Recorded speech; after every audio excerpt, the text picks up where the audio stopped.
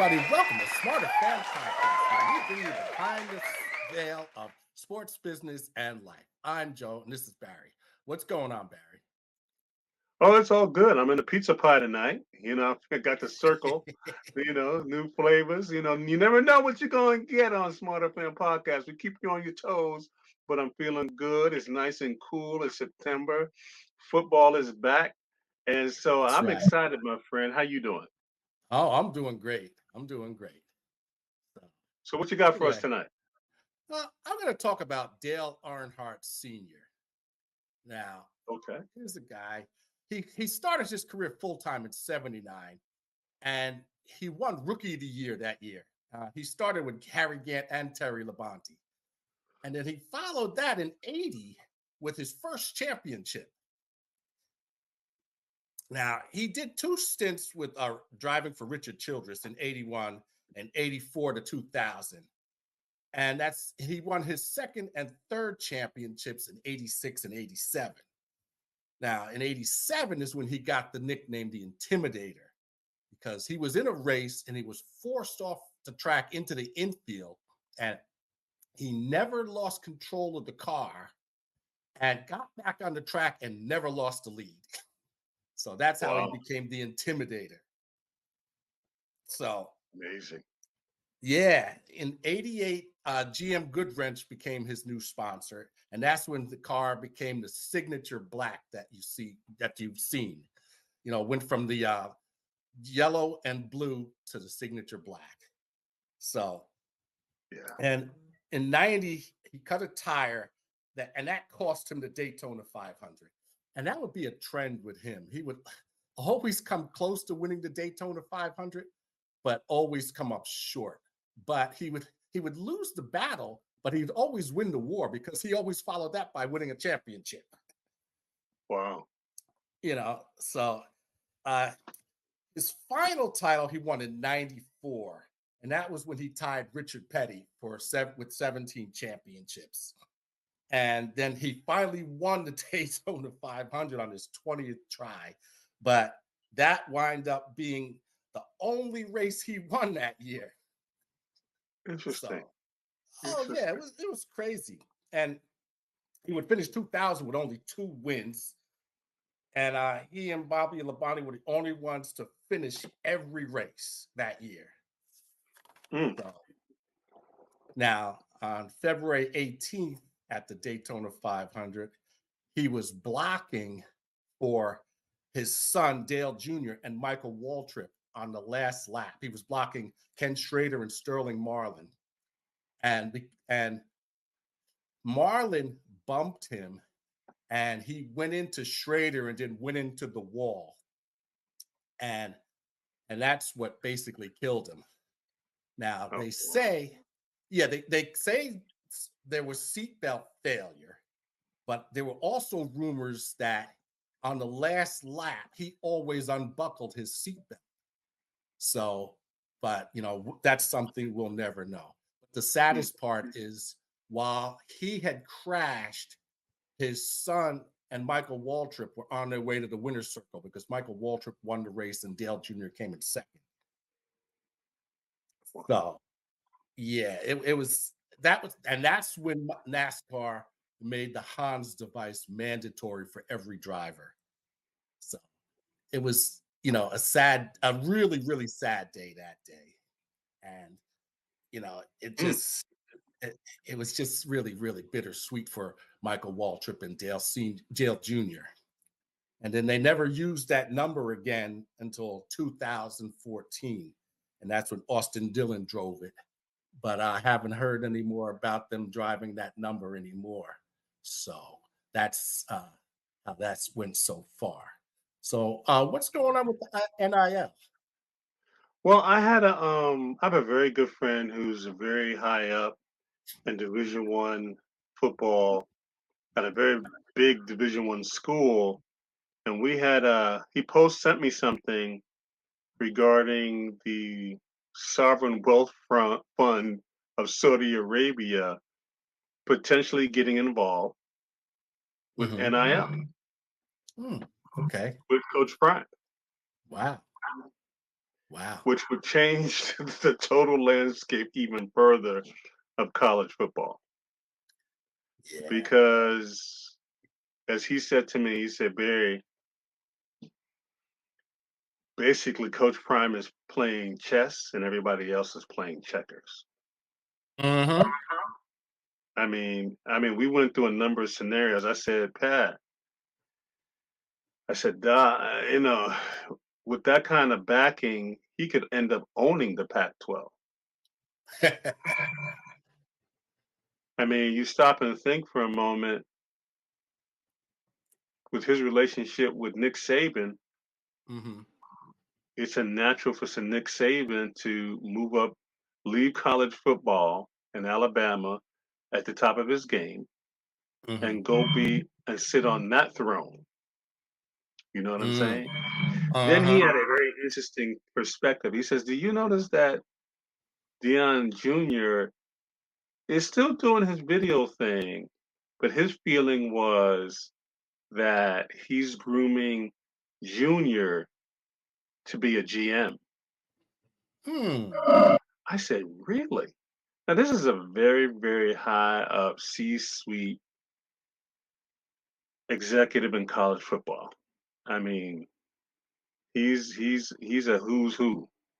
And we've talked about stuff, and I said it makes perfect sense to me Mm. because he's what he set his platform to be. It makes perfect sense. He's not just a football coach. He's a businessman. He's a family man, and he understands in being on camera, behind the camera, and on the mic. He's sat in every seat. Yeah. So when he says what type of athlete he wants, the type of opportunities he's giving athletes, you're sending me a boy, I'm sending back a man, you really begin to understand that there's a bigger play here for Coach Prime in Colorado than I think people really understand. But they're going to find out. They're going to find out. But back to you, my friend. What you got going on? Well, speaking of football, tomorrow night is opening night. Now, the Chiefs are going to have the ring ceremony where they're going to get their Super Bowl rings. And they're also going to host the Ravens and Derrick Henry. Hmm. So, I mean, as far as I'm concerned, he's a little late to the dance, but because they had a running game last year and they didn't use it properly to win the game. So, but now this is interesting. Friday night, the Packers are going to play the Eagles in Brazil. Now, there was a rumor floating around that because of the gang situation in Brazil, that Yeah. the players and personnel were told not to wear green. Now, I also heard that that wasn't true and that that was a soccer thing with the color green. So, but just to be on the safe side, the Eagles are wearing black and white uniforms. I hear that. Yeah. So now the rest of the league starts on the 8th with the Giants home against Sam Darnold and the Vikings. So Interesting. yeah, that's gonna be an interesting game. And this is a make or break season for Danny Dimes. This is it for him. Who? Danny, the Giants quarterback, Danny, they call him Danny Dimes. I can't remember his last name for the life of me right now. Daniel Jones. So Yeah, it pretty much is. It's what, fourth year, fifth year? this is his fifth year, I believe. All right. And well, no, they didn't pick up his fifth year, so this is his fourth year. So, but yeah, this Yeah. is it for him. This is it. So now the Jets are at San Fran on Monday night. Now the Niners are dealing with one of their wide receivers getting shot Yeah, that in was an pretty crazy. in an attempted robbery. So his name was Ricky Pearsall. Now he's been upgraded and they sent him home. So he's home convalescing. So, and the Niners, they signed Brandon Ayuk and they also signed their left tackle, Terrence Williams. So everybody's back in the fold, you know. They ain't going nowhere. Yeah, no. So anyway, Not now unless they put up that kid if they didn't trade him, who played preseason and he was with the Viking. Everywhere he goes, he shows out.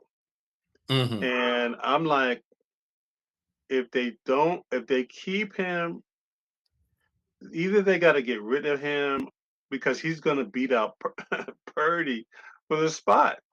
He's more Mm, athletic. He gives you more options, and I can see the offense like, yo, you know what I'm saying? I mm, mean, he looks like Kaepernick with all the things he brings to the table. I just, so mm. that's the other side. Anyway, Yeah. it's going to be interesting. If I'll tell you one thing, I think they're done. I think they're Mm. done. Well, we'll see this year. Yeah, I Anyway, think they're so done. what's going on with athletes sharing the wealth? Well, this is the thing that again start really changes the landscape with NIL and Mm-hmm. sharing the wealth. So there's guys who got big deals in Oklahoma, Oregon, of course, Shador, and Mm, what is beautiful to see is how many of these guys are sharing the wealth, yeah. with different things and chains and things that the kids, the young people like, and I'm saying that's what's up. One Mm-hmm. guy in Oklahoma was just like, you guys are walk-ons, but without you guys, we couldn't do what we do. You know what I mean? And I Yeah. mean, that kind of stuff really gels a team on a really deep level. You know what I mean? And again, it tackles another issue, which is allowing athletes to learn how to manage money. Hello, uh, as they grow further into adulthood. You really don't want to be like Drew Bledsoe, who had $3 in his checking account, and then the next day after the draft, he had something like 10 million. That's Mm-hmm. not going to work out too well. You know what I mean? But Yeah. these guys getting to be able to understand sharing the wealth, because it's all a tax write-off. They get the money back, but Mm-hmm. it does build great goodwill. And I'm telling you, man, you just don't know what's going to happen in your career. You don't know if this is the peak of it. You don't know how it's going to go on the next level. You just don't know, but you pay the price up front. So it's nice to be able to get a couple biscuits while you're on the climb to keep you moving forward. So again, shout out to Colorado and Shador, because again, he started it. Shador really started it. And was Mm-hmm. like, I'm not going to keep all this to myself. I'm going to share it with these guys, and we're going to have some fun with it, so they can understand that good things come when you work hard. You make the Mm-hmm. sacrifice. That's the Yeah. way life is. Yeah. You know. So just loved it. Love it. Wanted to talk about that and gives legendary, as he calls himself, some shine for how he's again, like his dad, impacting college football. Mm-hmm. All right. Well, I'm gonna switch gears a bit and talk about the major leagues. Now, this happened Yeah. Saturday, but I feel it's worth mentioning. The Dodgers were in a wild one with the Diamondbacks, where they started off the first inning hitting back to back to back home runs. Oof. Okay. Otani led off. He was followed by Betts and then Freeman. Now, not to be outdone, the Diamondbacks, Corbin Carroll, he led off the bottom of the first with an inside the park home run. Ooh. So, yeah. So the Dodgers wound up winning that one 8-6. And Otani is still on pace to be the first 50-50 player, and he's currently at 44 and 46. So Interesting. so that's something to keep an eye Amazing. on. Now, the Yankees, okay, they always seem to take one step forward and two steps back. I mean, last week they went 6-6 against 500 teams.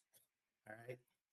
They finally get some lefty bats in the lineup, and now they can't hit lefty pitching. I mean, what is it with them? They made one of the worst lefties in the league look like Sandy Koufax. Okay. It was so That's pathetic. funny. This past weekend they lost 2 out of 3 to the Cardinals. They lost a walk-off grand slam last night to the Rangers. Now, and this is why Clay uh, Clay has to go because he is just not a closer. He leads the league in blown saves. It is so pathetic. They're not going to go far, even if they make the playoffs. They're not going to go far. You know, the only bright spot has been Judge, and he's kind of cooled off a bit. He's at 51 and holding right now. So, we'll have to see what happens with that. I mean, if he's not careful, Otani might catch up to him. So now, Barry Bonds, he was enshrined into the Pirates Hall of Fame. The who? The Pirates, the Pittsburgh Pirates Hall of Fame. Okay. Now, he, along with Jim Leyland and Manny Sanguian, that's a name you haven't heard in a long time, right? Yeah. So now he helped the Pirates to three straight NL titles, and he won his first of his 7 MVPs with the Pirates. Now, I remember when they had an all-star outfield. It was Bonds in left, Van Slyke in center, and Bobby Bowe in right. I mean, that was one potent team, but they could never get past the Braves. Yeah. So now he says he doesn't think about Cooperstown, but I find that hard to believe. I just find that hard to believe because that's such a prestigious honor, and he says Well, I think he doesn't worry about it. I think what he's saying is just it's really a matter of time. You know what I mean? Probably in well, 2 to 3 years, he's going to be there. You just can't keep somebody that prolific out. I mean, it's like, and I mean, the only mark is this quote unquote. It's always interesting how it always works out that the labor gets blamed for management's faux pas, right? It's like, tell me these owners didn't know these guys were juicing, and it didn't make that big of a difference anyway. I keep trying to tell people if juicing was that powerful, you know how many guys in AAA that don't make it would be in the majors if it was just a matter of juicing? well, I mean, I just baseball looked the other way anyway. So yeah, I mean, to me, it's such a silly argument. I was just like, you know how many guys' careers end in AAA? They just never get called up. They're great athletes, but it just doesn't happen for them. You think sticking a needle in your butt is going to make you? It doesn't work that way. It just doesn't, and that's why I find it silly. Because you know, I mean, I always tell people, look at McGuire's numbers before and after, Sosa's numbers before and after, Bond's numbers before and after. Bond's numbers probably before are much better than after he allegedly took it. Yeah. Literally, I tell people, if Bonds would have retired before that whole drug thing, he'd be in the Hall of Fame because he had the numbers. It wasn't the 2, 3 years of the drug that all of a sudden made him Barry Bonds. It was what he had been doing since he hit the majors. Like, Well, it's been said that when McGuire and Sosa were getting all the attention, he kind of said, well, I could do that too, and well, it was yeah, I mean, there's a competitive thing. He didn't need to because right. those guys' careers are nowhere compared to his. No, not at all. I don't even know why McGuire is considered for the Hall of Fame. He's a lifetime 260 hitter, and he's got like 1,500 hits. I mean, Yeah, I don't even know why he's even considered. exactly my point. It can help a guy, maybe. There again, I always say if a shot in the butt is not going to make you, it's not going to have that much significance. If you don't have it, you don't have it. A shot in the butt is not going to make it happen. It's just not. Well, you know? be- And, because of that, yeah, he's not going to. Well, at this point, he's not getting in. Uh, what Clemens is in the same boat, and Rafael Palmeiro, he's he don't even hear about him anymore. Or for that matter, you really don't hear about Sosa anymore. yeah, well, they weren't that big when they played. Well, they were big for that 1 year. Exactly my point. And the only reason they were big is because the league was fighting to get people to come back to the ballpark. Yep, yep, that's what it was. So they created this whole media hype on the home run derby and this, that, and the other of two players who were basically career wise, no shame, but they weren't top tier. They were more like middle tier players. We'll have to see how all that comes out in the wash. But what's with college football and Coach Prime right now? Well, what I want to say about college football and Coach Prime, if he continues the way he does, he's just making the NCAA look more and more irrelevant. I mean, he just did a whole thing with his players who have become fathers, partnering up with his corporate relationships to provide bank accounts for these children, right? Yeah, Being men, being responsible, you know, those things happen, good or bad. But taking on the responsibility of providing, because being yeah, men and the responsibility, you know what I'm saying?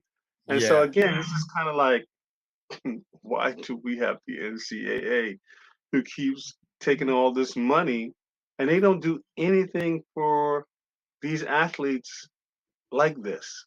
Mm-mm. They just collect money. They like the Olympic IOC. Yeah. They don't do anything for the Olympic athletes. Nothing. These The these bare kids, minimum. they're left without life skills. Yeah, and that's a crime. While billions of dollars are being generated, billions of dollars in retirement plans for grown adults are made off the back of these kids. And this is kind of like, how that's just disgusting. Anyway, so I just wanted to talk about that and salute Coach Prime of not just talking talk, but walking the walk.